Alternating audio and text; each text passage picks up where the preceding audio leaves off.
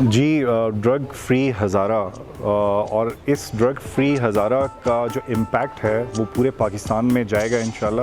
کیونکہ first ever ان ہزارہ اتنا بڑا سیمینار جو ڈرگ سے ریلیٹڈ ہو رہا ہے، جس میں تمام تر کمیونٹیز ڈپارٹمنٹ جو ہیں وہ پارٹیسپیٹ کر رہے ہیں. اور میرا پیغام یہی ہوگا کہ اس میں پارٹیسپیشن کی حد تک ہم نے نہیں رہنا، ہم نے اس کو ایک سٹیپ آگے لے کے جانا ہے، ہم نے اس کو ریہیبلیٹیشن کی طرف لے کے جانا ہے، جہاں پہ ہم لیک کر رہے ہیں ہزارہ کے اندر بالخصوص. کیونکہ ہزارہ کے اندر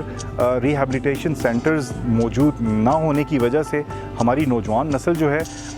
اس کو ہم دوبارہ زندگی کی طرف لوٹا نہیں سک رہے. تو اس سیمینار کے ذریعے جو ڈپارٹمنٹس موجود ہوں گے، کنسرن اتھارٹیز موجود ہوں گی، ہمارا یہی پیغام ہوگا جو دیکھنے سننے والے ہیں ان کے لیے بھی کہ